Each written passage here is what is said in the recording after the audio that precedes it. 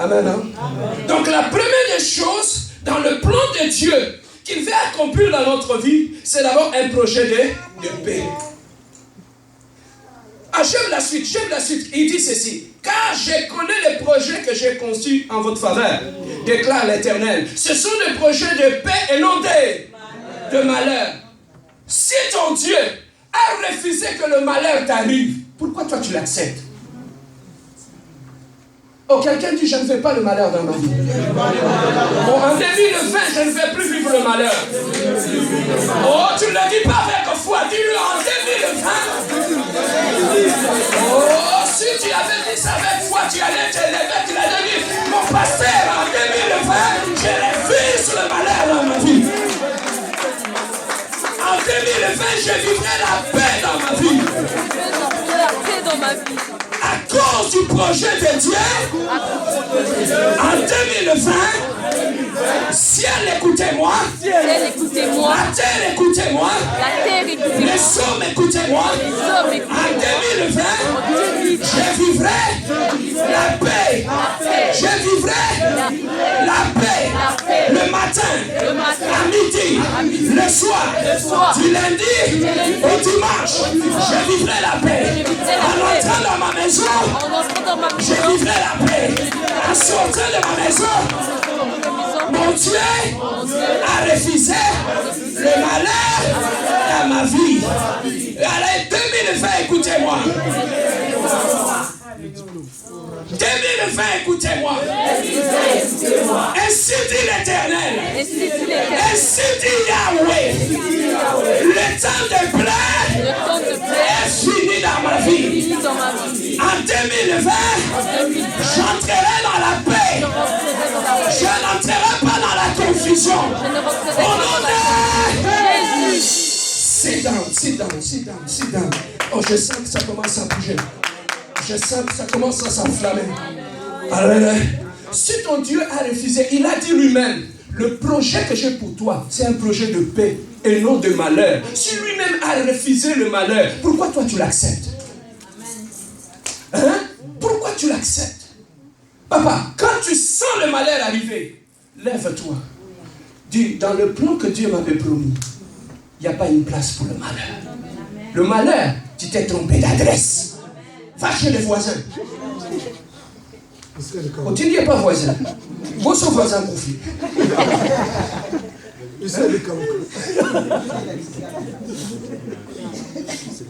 Comment on reçoit les maintenant d'avoir voisin? C'est vrai, il y a des esprits qu'on chasse chez nous. Ils vont aller chez les voisins. Ouais, c'est ça. Lorsque tu ne pries pas pour dormir, on chasse ailleurs, ça vient dans ta maison. Moi, ne sois pas mon voisin. Parce que je me réveille au milieu de la nuit, je chasse. Et si toi, tu es mon voisin, ça arrive. Amen, hein? Il a dit, je connais les projets que j'ai formulés pour vous. Des projets de bonheur et non de paix. Afin de quoi? Afin de vous assurer quoi? Un avenir plein d'espérance. Donc, lorsque tu es dans le plan de Dieu, il veut assurer ton avenir. Donc, à l'avenir, lorsqu'on regarde vers l'avenir, c'est ce qui va arriver dans la suite, dans ta vie. Donc, ces projets-là, va d'abord. Ah, j'aime ça. Papa, lorsque tu es dans le plan de Dieu, là où tu n'es pas encore arrivé, Dieu est déjà arrivé là. Amen. Tu sais que Dieu nous dévance. Amen, amen. Hein? Ce que j'aime avec Dieu, il vit en nous, il marche avec nous pour nous protéger, et au même moment, il nous précède là où nous sommes en train d'aller, pour nous préparer une place. Car c'est un Dieu planificateur. Amen. Hein? Donc il prépare. Sachez que la Bible ici nous dit, dans le projet de Dieu, c'est pour nous assurer un avenir plein d'espérance. Donc lorsque je regarde mon avenir, je vois l'espérance. Je ne vois plus la tristesse. Pourquoi? Parce que Dieu m'a précédé. Voilà pourquoi quand tu pries, tu sens que rien ne bouge, rien ne s'est fait. Reste calme. Reste dans l'adoration. Tu sais pourquoi? Parce que Dieu t'a déjà précédé. Il est en train de déblayer les terrains pour toi. Il est en train d'arranger les choses pour toi. Pendant que tu es en train de prier, pendant que tu es en train d'adorer. Mais quand tu ne connais pas ces choses-là, tu vas entrer dans le désespoir. Dieu nous devance déjà. Voilà pourquoi il dit, nous ne combattons pas pour chercher la victoire, mais nous combattons dans la victoire. Tu sais pourquoi? Lorsque Dieu dit, il nous a donné de l'autorité de marcher sur les serpents et les scorpions, sur tout le pouvoir de l'ennemi. Maintenant, écoutez-moi. Est-ce qu'on peut marcher? Yaya, lève-toi. Lui, comme il est debout, est-ce que je peux marcher sur lui? Non. Hein? Non. Je peux marcher sur lui? Non. Quand est-ce que je peux marcher sur lui? Quand il se couche. Et prends une position un peu. Je sais que tu es sportif. Quand il est couché comme ça, facilement je peux mettre mon pied sur lui et marcher. Voilà pourquoi, merci Aya. Quand Dieu dit que vous ai donné l'autorité de marcher, on ne peut que marcher sur quelqu'un qui est déjà par terre. Mais maintenant, Dieu l'a déjà vaincu, il a frappé, il a mis par terre. Mais toi, il te dit seulement marche sur lui. Marche sur lui. Oh, mon célibat est déjà par terre. Oh, ma maladie est déjà par terre. Oh, 2020 est déjà par terre. Il me dit tout simplement de marcher, de marcher. Tu sais ce qui te fait peur? C'est ton ignorance. Lorsque tu crois encore que ton ennemi est debout. Hein? Est-ce qu'on ne comprend pas la parole? J'aime la parole, ça me révolte. Il a dit, je lis ça, il a dit, je vous ai donné de l'autorité de marcher sur les serpents. Les serpents anciens, c'est qui? Il est déjà par terre, non? Est-ce que Dieu peut te demander de marcher sur quelque chose qui n'est pas à terre? Non. Il est déjà à terre. Mais maintenant, Dieu te donne l'autorité de marcher sur les serpents et sur les scorpions. Et il a dit sur tout le pouvoir de l'ennemi. Donc que la sorcellerie est sous tes pieds. L'envoûtement est sous tes pieds. Maintenant, la Bible dit, mon peuple périt parce qu'il manque la connaissance. C'est l'ignorance qui crée la paix en toi. Mais alors que ton ennemi est déjà par terre. Amen, hein? Alors, il a dit, je connais pour vous assurer un avenir le meilleur et plein d'espérance. 12 maintenant. Alors maintenant, lis le verset 12. Lisons ça ensemble. Le verset 12. Vous m'invoquerez. On s'arrête là. Vous m'invoquerez, vous ferez quoi? Vous partirez. Avant de partir, qu'est-ce qu'il faut faire? Il faut invoquer. Avant de partir. Amen, hein? Alors, comme celui qui a un plan de paix et non de malheur pour notre vie, a déjà tout planifié. Maintenant, pour que tu puisses marcher dans le plan de Dieu, pour que tu puisses bien fonctionner dans le plan de Dieu, la première des choses, tu dois apprendre à invoquer Dieu. Hein?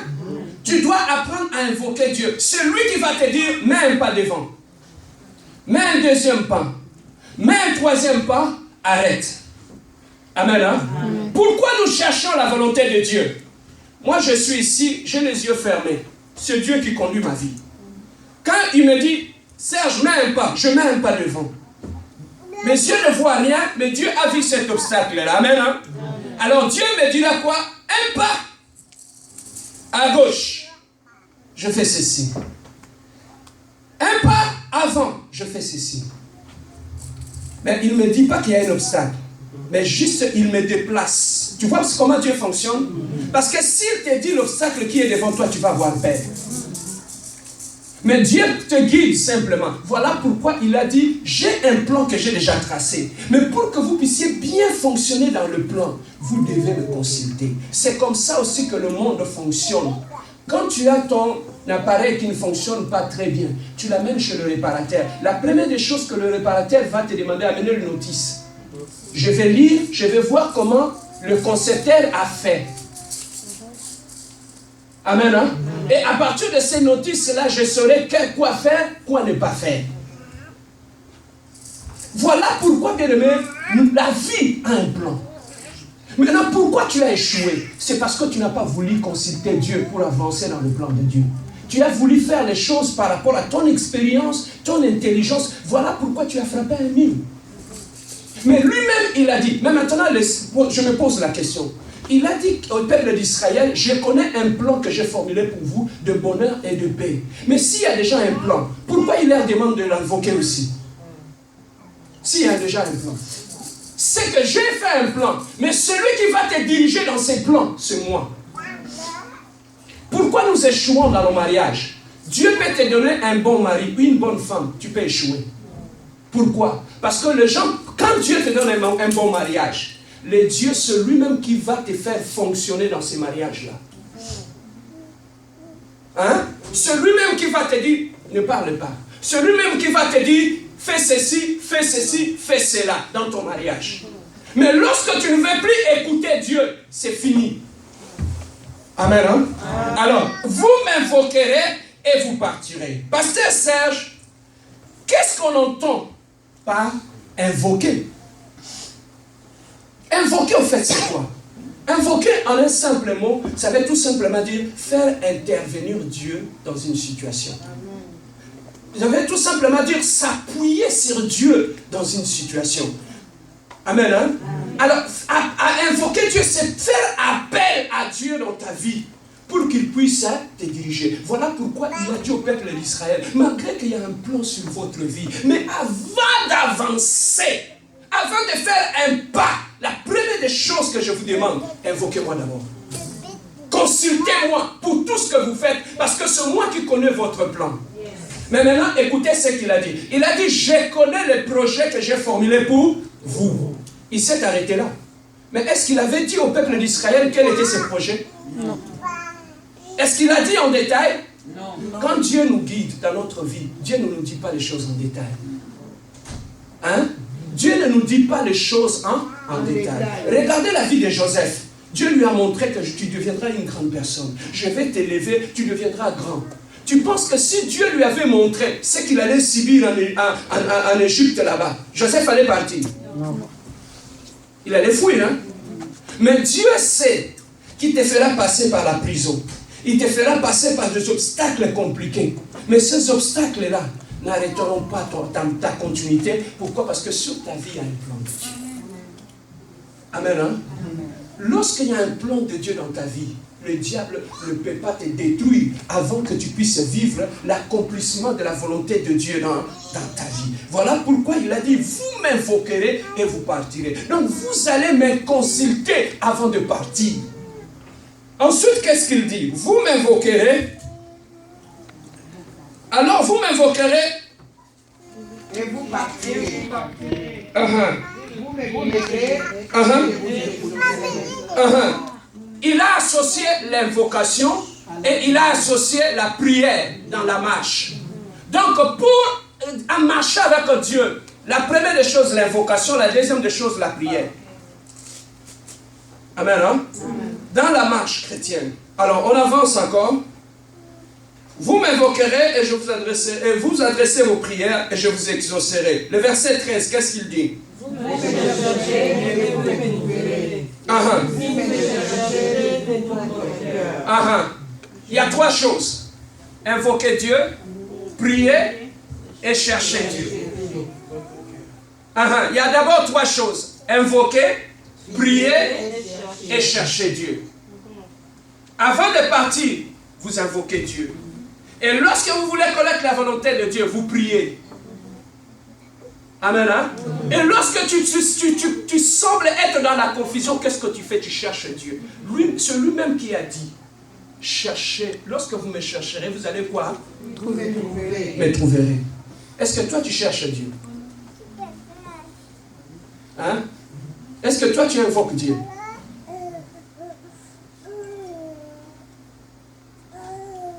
Est-ce que toi tu cherches Dieu? Est-ce que toi tu invoques Dieu? Est-ce que toi tu pries? Vous savez, lorsque tu regardes, quand on était au pays, vous regardez le combat de catch.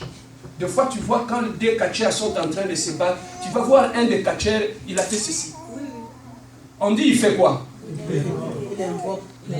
On disait, il faisait quoi? Des incantations. Et quand il invoque, Et quand il va faire ceci, la personne va faire quoi? Sans le toucher, hein, la personne a fait quoi? Mais avant de faire tomber la personne sans le toucher, qu'est-ce qu'il avait fait? Pouvoir et invocation. Alors, en invoquant, qu'est-ce qu'il fait? Il fait appel à un esprit supérieur. Est-ce que je peux dire?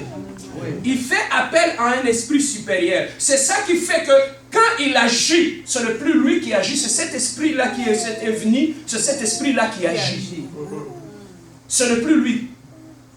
Amen, hein? Amen. Donc, lorsqu'on invoque Dieu, on appelle le Saint-Esprit, on appelle Dieu qui est supérieur à notre situation. Parce que derrière chaque situation, il y a un esprit. Derrière ce qui te combat, il y a un esprit. Voilà pourquoi lorsque ce qui te combat est un esprit, il faut faire intervenir aussi un esprit supérieur. Un esprit supérieur, c'est Dieu lui-même. Amen. Hein? Tu appelles Dieu, tu appelles la présence de Dieu dans ton combat, dans ta situation. Tu appelles Dieu pour que Dieu puisse intervenir dans ta situation. Amen. Hein? Alors voilà ce que Dieu avait dit au peuple d'Israël. Demain nous entrons en 2020. Mais pour que nous puissions entrer en 2020, Dieu a un projet pour toi. Dieu a un projet pour toi pour l'année 2020. Mais aujourd'hui, Dieu te demande 3 choses. L'invocation, la prière et chercher la face de Dieu avant que tu ailles. Il a dit avant, vous m'invoquerez, vous ferez quoi? Vous partirez. Donc avant de faire un pas, commencez d'abord par l'invocation. Donc tout commence par la prière. Avant d'entrer à cette nouvelle année, comme vous ne savez pas de quoi une année est faite, mais avant d'entrer dans cette nouvelle année, commencez d'abord par invoquer Dieu. Parce que celui qui a un projet, et c'est lui qui connaît demain qu'est-ce qui va arriver dans ta vie. Alors, lorsque nous entrons d'année en année, pourquoi les mêmes choses se reproduisent? Pourquoi les mêmes choses se reproduisent? Il y a ce qu'on appelle des esprits d'accompagnement dans la vie. Des esprits d'accompagnement, ça peut venir de nos familles. Des esprits d'accompagnement peuvent venir de nos familles. C'est un esprit qu'on a établi dans le monde des ténèbres, où on a établi pour chaque personne, et cet esprit-là va vous accompagner partout où vous êtes. Alors, des esprits d'accompagnement existent. Lorsque tu as des esprits qui accompagnent ta vie, tu peux épouser une belle femme, une très bonne femme ou un très bon mari. Les esprits qui t'accompagnent, ils ont déjà reçu l'ordre d'exécuter un plan pour ta vie. Ils ont reçu une mission dans votre vie. Et ces esprits-là qui t'accompagnent, et c'est ça qui bloque les choses dans ta vie. Et c'est ça qui détruit ton futur. Parce que ici, lorsque Dieu dit invoquez-moi, lorsque Dieu prie, lorsque Dieu dit cherchez ma face, c'est spirituel. Il nous parle par rapport à l'avenir. Donc il faut faire intervenir le spirituel lorsqu'on veut aller. Parce que le spirituel n'a pas de barrière, le spirituel peut te précéder. Voilà pourquoi en 2020, avant d'entrer dans cette nouvelle année, il faut faire intervenir le spirituel dans ta vie. Si tu veux aller là-bas, il y a des esprits d'accompagnement qui vont t'accompagner. Jésus-Christ est marché avec Pierre. Pierre, il était en train de prier pour des malades, de prêcher la bonne nouvelle. Mais pendant qu'il s'avançait, il tourne à gauche, il dit, Simon Pierre, j'ai entendu, le diable te cherche. Il veut te cribler comme le froment. Il veut te détruire. C'est qu'il y a un esprit qui réclamait Pierre. Il y a un esprit qui disait que Pierre, lui, sa vie, il devait mourir comme un pécheur. Il ne peut pas être dans ces choses-là. Lorsque tu entres dans ta bénédiction, il y a des esprits qui peuvent te réclamer. Que la famille là-bas, ils ne peuvent pas voir la gloire de Dieu. Ils ne peuvent pas se marier. Ils ne peuvent pas faire tout ce qu'ils peuvent faire. Papa, ne joue jamais avec l'esprit de réclamation. J'entendais un témoignage. Une femme qui s'est mariée, elle vient de l'Afrique. Elle est arrivée ici, elle s'est mariée. Elle a eu 3 enfants avec son mari. En ayant 3 enfants avec son mari, il y avait un esprit qui réclamait cette femme, quand même dans le mariage où elle était. Et cette femme, voilà comment le diable est malin. Elle était dans son mariage. Comme dans leur famille, on ne pouvait pas se marier. Mais comment faire pour la sortir de ce mariage-là? Elle était ici, au Canada. Maintenant, son grand frère, qui est à Chicago, il lui dit, mais tu peux venir faire le business ici, des allers-retours. Ici et au Canada, tu viens aussi acheter les diamants